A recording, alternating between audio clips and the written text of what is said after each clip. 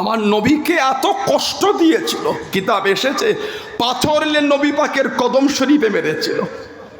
আমার নবীর নূরের কদম রক্তাক্ত হয়ে গেল।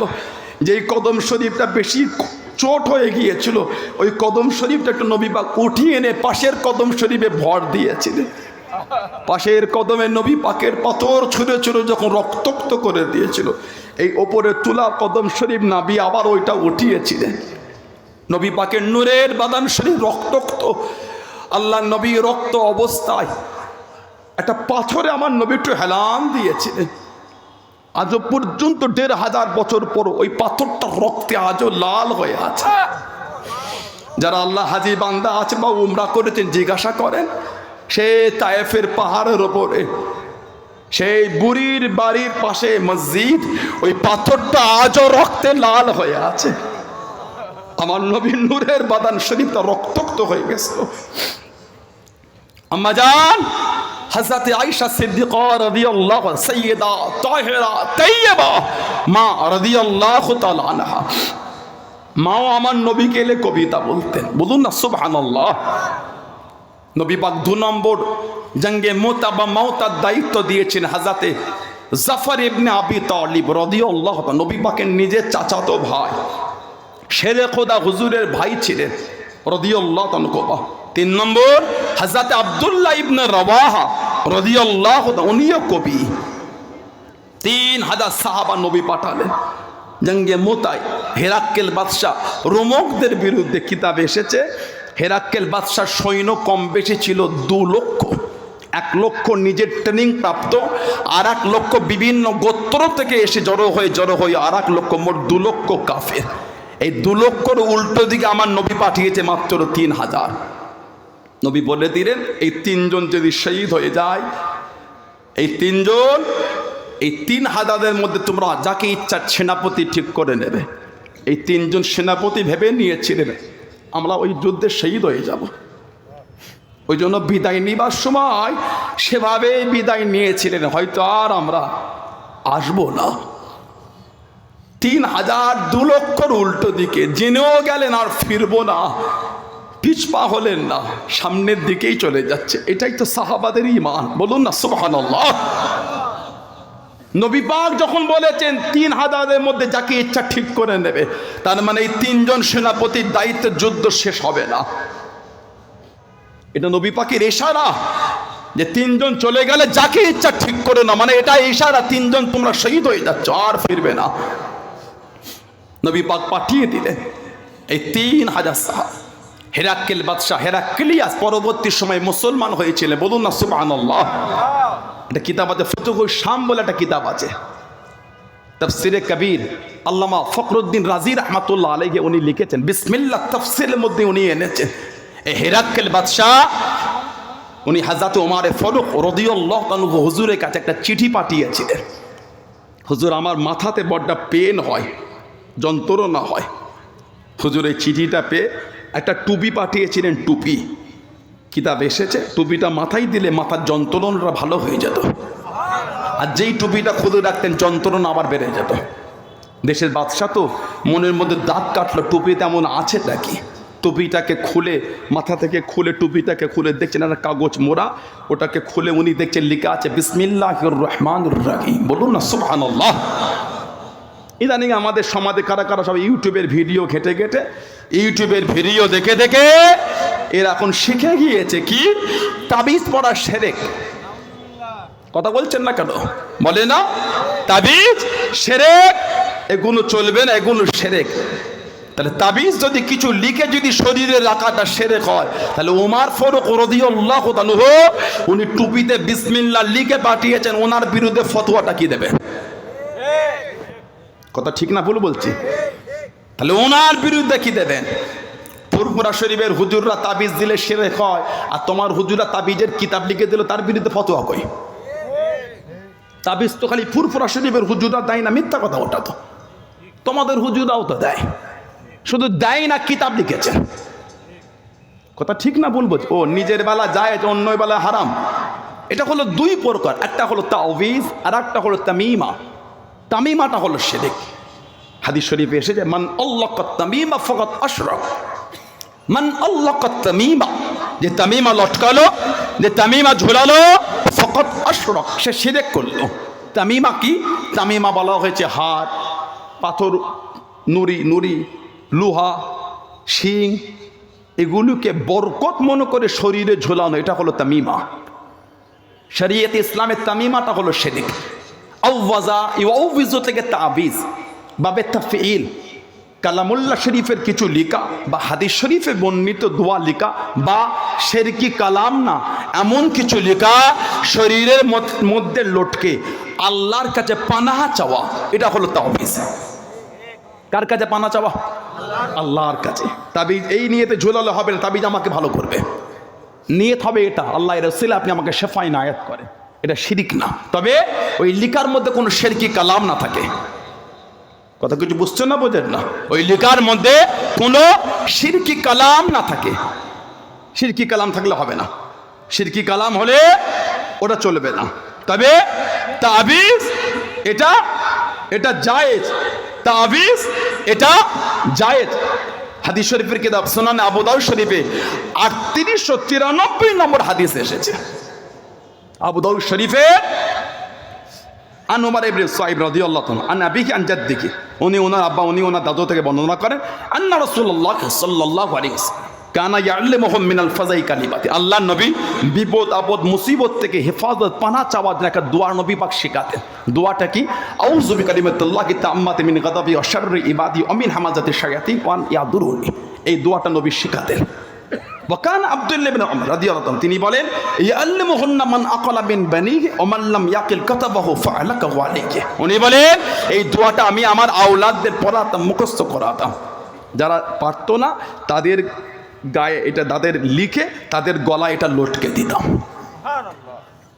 সাহাবী বলছে আওলাদের গলায় এই দোয়া লিখে লটকেছেন, শিরক করেছেন। কথা বলছেন না কেন? অশান্তি করে। তবে তাবিজ পড়া ফরজ নয়, মনে রাখবেন। কেউ যদি পরে পড়তে পারে, নিয়ত কি হবে? কে ভালো করবেন? হ্যাঁ, নিয়ত কিন্তু এটা। তাবিজ আমাকে ভালো করবেন না, তাহলে কাল থেকে ওষুধ খাওয়া ছেড়ে দেন। যদি মনে করেন ওষুধ ভালো করবে, ঈমান চলে যাবে।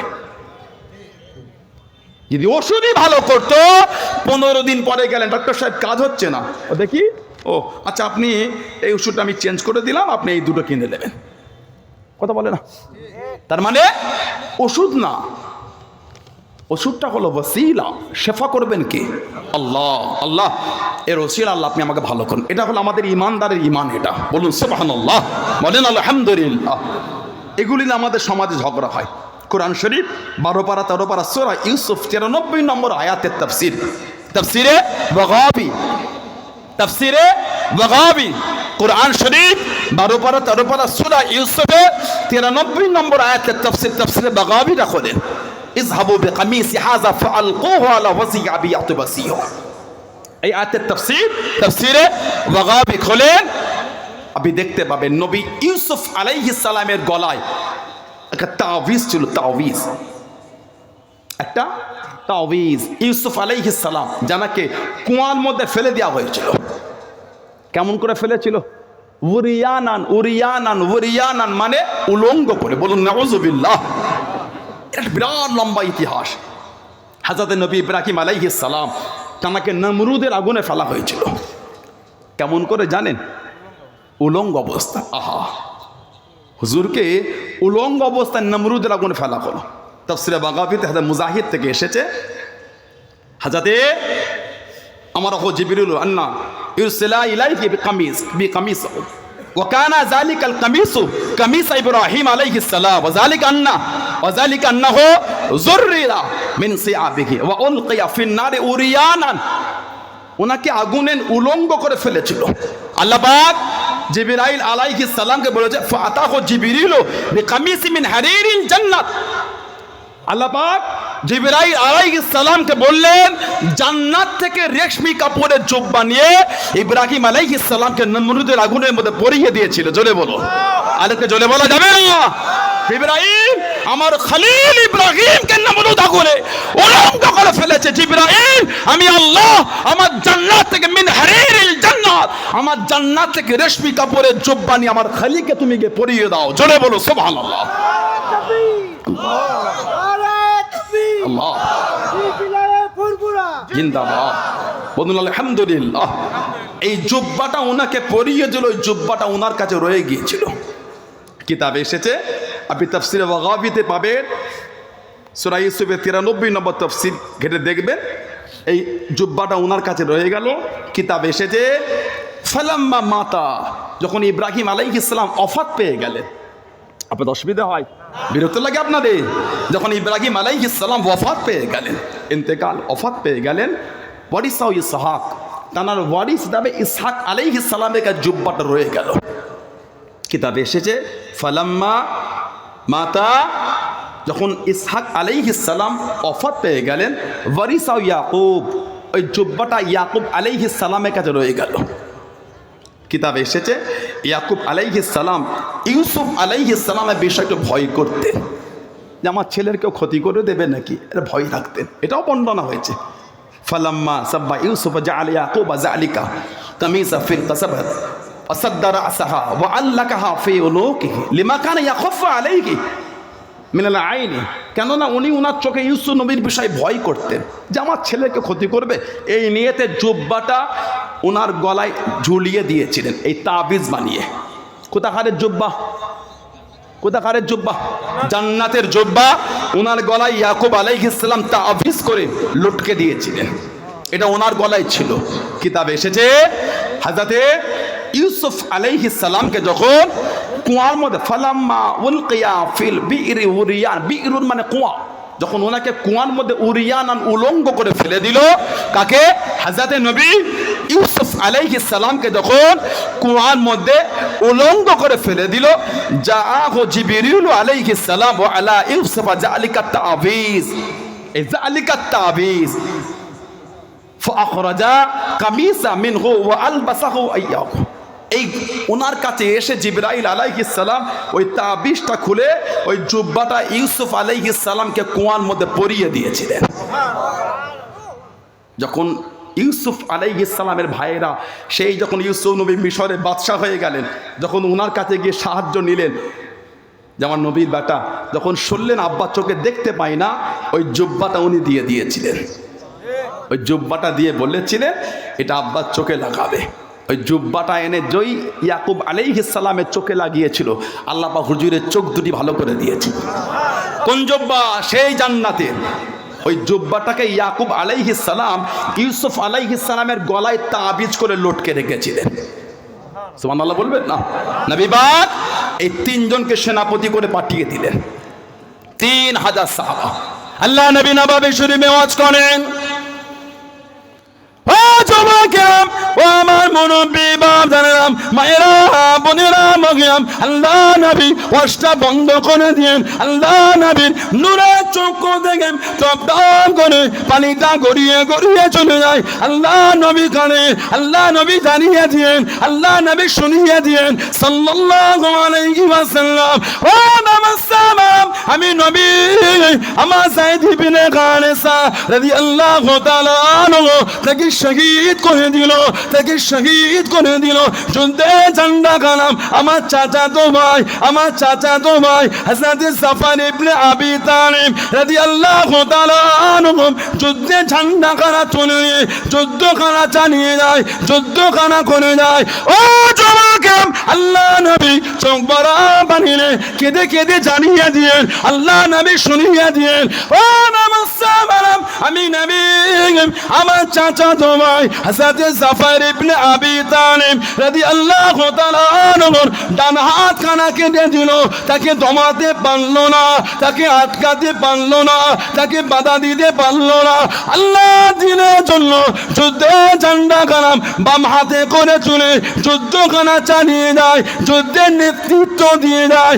ও যুবকেরা, আল্লাহ নবী সাল্লাল্লাহু আলাইহি ওয়াসাল্লাম কেঁদে কেঁদে জানিয়ে দিয়ে আমার জাফর বাম হাত কানা কেটে দিল, আমার জাফরকে দমাতে পারলো না, আমার জাফরকে আটকাতে পারলো না।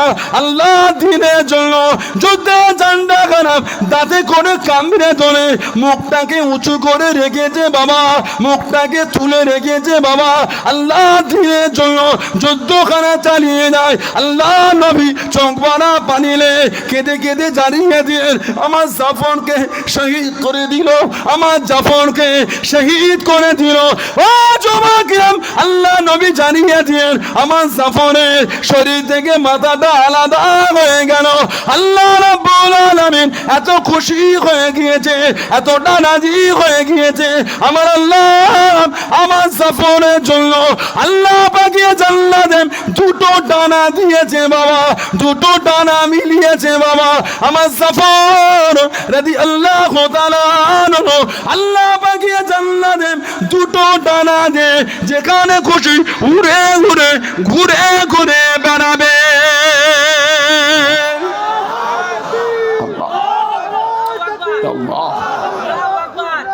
জিন্দাবাদ জিন্দাবাদ।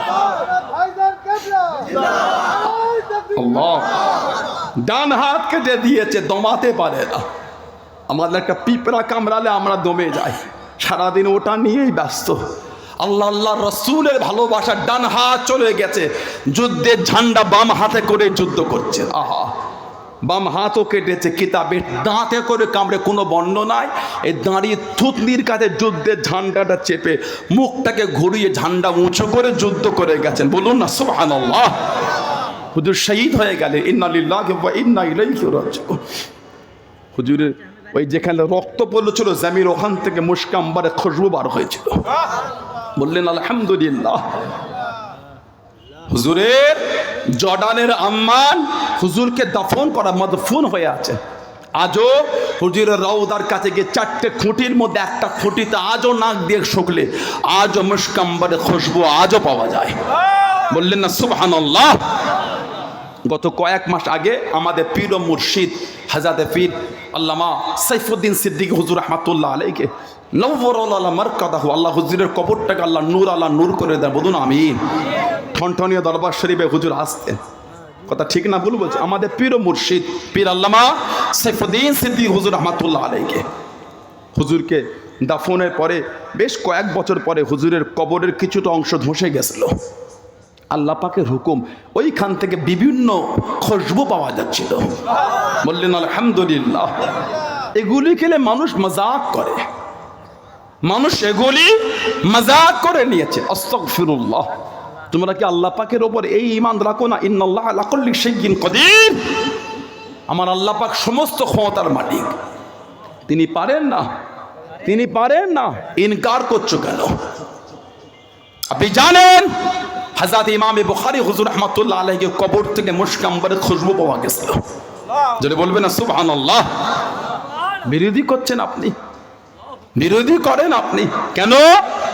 আপনি জানেন আমার নবী পাকের সাহাবী, আমার নবী পাকের সাহাবী হযরত সাদ রাদিয়াল্লাহু আনহু, ওনার কবর থেকে মুশক আম্বারের খুশবু পাওয়া গেছিল।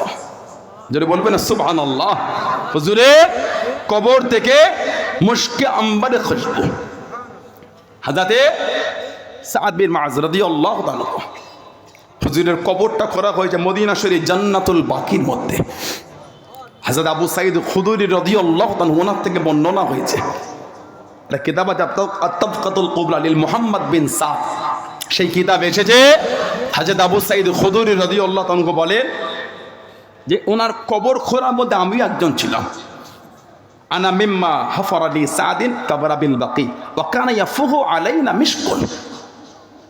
ওনার কবরটা জান্নাতুল বাকিতে খোঁড়া হচ্ছিল। উনি বলেছেন যেই কবর খোঁড়া শুরু করেছে কবর থেকে মুশক আম্বারের খুশবু পাওয়া যাচ্ছে। বললেন আলহামদুলিল্লাহ। কুল্লামা হাফারনা কাতরাতান মিন তুরাবিন হাত্তা হাত্তা তাহাইনা ইলা লাহাদি। উনি বলছেন ওনার কবর থেকে মুশক আম্বারের খুশবু পেতে পেতে আমরা ওনার কবরের লাহাত নিজ পর্যন্ত আমরা খুঁড়েছি, ততক্ষণ ওনার কবর থেকে মুশক আম্বারের খুশবু আমরা পেতেই গিয়েছি। বলে বলা গেল না সুবহানাল্লাহ। এগুলো কি ইনকার করছেন কেন? অন্য আরেকটা বর্ণনা এসেছে, অন্য আরেকটা রিওয়ায়াত এসেছে, যেদিনকে হুজুরকে দাফন করা হয় আখাযা কবদাতান মিন তুরাবি কবরি সাদিন ইয়াওমা দুফিনা ফাফাতাহা বাদু ফাইজা হিয়া মিশকুন। যেদিন ওনাকে দাফন, ওনার কবরে মাটি একজন নিয়ে চলে গিয়েছিলেন, ওই মাটিটা পরে যখন খুলে শুকেছিলেন তখনও ওই মাটি থেকে মুশকাম্বারের খুশবু পাওয়া গিয়েছিল। বললেন আলহামদুলিল্লাহ। হযরতে মুহাম্মদ ইবনে ইসমাইল বুখারী রাহমাতুল্লাহ, মুহাম্মদ ইবনে ইসমাইল বুখারী রাহমাতুল্লাহ, ওনার কবর থেকে মুশকাম্বারের খুশবু পাওয়া গেছিল। কবরে জাররা জাররা মুশকাম্বারের খুশবু হয়ে গেছিল। বুখারী শরীফের মুকদ্দমাটা খুলে দেখেন একবার, বুখারী শরীফের মুকদ্দমাটা খুলে দেখেন। ওদফিনা বিখারতানিকা কারিয়াতুন আলা ফারসাকাইন মিন সামারকান্দ, ওনাকে সামারকান্দ থেকে দূর ফারসাকাইন দূরে খারতানিকা বলে একটা জায়গায় ইমাম বুখারী হুজুরকে দাফন করা হয়েছে। হযরতে মুহাম্মদ ইবনে ইসমাইল বুখারী হুজুর রাহমাতুল্লাহকে দাফন করা হয়েছে। কিতাবে এসেছে ওয়ালাম্মা সাল্লি আলাইহা ওয়াদা ফি হুফরাতিকি ফাহুন মিন তুরাবিন কাবরিকি রাহিহাতুন তাইয়্যিবাতুন কাল মিশকি। হুজুরের লাশ যখন কবরে রাখা হয়েছে, কবরে জাররা জাররা থেকে মুশকাম্বারের খুশবু পাওয়া যাচ্ছে। জোরে বলা গেল না সুবহানাল্লাহ। কিতাবে এসেছে ওয়াজআলান নাসু ইখতালিফুনা ইলা কাবরি মুদ্দাতুন ইয়াখুযুনা মিন তুরাবিন কাবরি। কিতাবে এসেছে ওনার কবরের এই মাটি থেকে, হুজুরের কবরে মাটি থেকে মুশকাম্বারের খুশবু আর হচ্ছে। এমন রিওয়ায়াত অন্য কিতাব এসেছে যে ওনার কবরে মাটি লোক নিয়ে নিয়ে কবর ফাঁকা করে ফেলেছিল। ইমামে বুখারী হুজুর রাহমাতুল্লাহ আলাইহি কবর ঘিরে দিয়েছিল, ওই পাশে দাঁড়িয়ে লোক জিয়ারত করতো, ওই পাশের মাটি থেকে মুশকাম্বারের খুশবু আর হতো। যদি বললেন আল্লাহু আকবার। এগুলো মজাক না, এগুলো হাকিকত। এগুলি মজাক না, এগুলি হাকিকত। হযরতে নবী পাকের চাচাতো ভাই জাফর ইবনে আবি তালিব উনি কবি, নবী পাকের কবিতা বলতেন। 3 নম্বরের সেনাপতি ছিলেন আব্দুল্লাহ ইবনে রাওয়াহা রাদিয়াল্লাহু তাআলা আনহু। 600 হিজরিতে নবী পাক যখন মক্কার কুরাইশ কাফেরদের সঙ্গে সুলহ হুদাইবিয়া করলেন, বলে আগামী বছরে আসবেন, নবী এই 7ম হিজরিতে আবার কাবা শরীফে যাচ্ছে। কাবা শরীফের কাছে কাছে পৌঁছে গেলেন। ও যুবকেরা, মক্কার কাফেররা চতুর্দিকে দাঁড়িয়ে আছেন। আল্লাহ নবী জানিয়ে দিয়েন, আল্লাহ নবী শুনিয়ে দিয়েন। ও বাবা আব্দুল্লাহ ইবনে রাওয়াহা রাদিয়াল্লাহু তাআলা আনহু, কবিতা বলো বাবা, কবিতা বলো বাবা, কবিতা শোনাও বাবা। হযরত আব্দুল্লাহ ইবনে রাওয়াহা রাদিয়াল্লাহু তাআলা আনহু কবিতা শুরু করে দিয়ে কবিতা পড়তে লাগলেন। হযরত ওমর রাদিয়াল্লাহু তাআলা আনহু কাছে দিয়ে দাঁড়িয়ে গেলেন, পাশে দিয়ে দাঁড়িয়ে গেলেন। ও আব্দুল্লাহ ইবনে রাওয়াহা, কবিতা বন্ধ করো। আল্লাহ নবীর সামনে সাল্লাল্লাহু আলাইহি ওয়াসাল্লাম, কবিতা তুমি বলো না, কবিতা বন্ধ করো। আল্লাহ নবী জানিয়ে দিয়েন, আল্লাহ নবী শুনিয়ে দিয়েন সাল্লাল্লাহু আলাইহি ওয়াসাল্লাম। ও বাবা জওয়ান রাদিয়াল্লাহু তাআলা আনহু, আমার আব্দুল্লাহ ইবনে রাওয়াহা, আমার আব্দুল্লাহ ইবনে রাওয়াহা রাদিয়াল্লাহু তাআলা আনহু, কবিতা বলতে মানা করো না, কবিতা পড়তে মানা করো না। আমার আব্দুল্লাহ কাফেরদের জন্য যে কবিতাখানা পড়ে, যে শব্দগুলোকে চয়ন করে দেয়, আমার আব্দুল্লাহ ইবনে রাওয়াহা কবিতা শব্দগুলি মক্কা কাফেরদের দিলের মধ্যে তীরের মতো আঘাত করে। জনে বলুন সুবহান, আর একটু জনে বলুন সুবহান।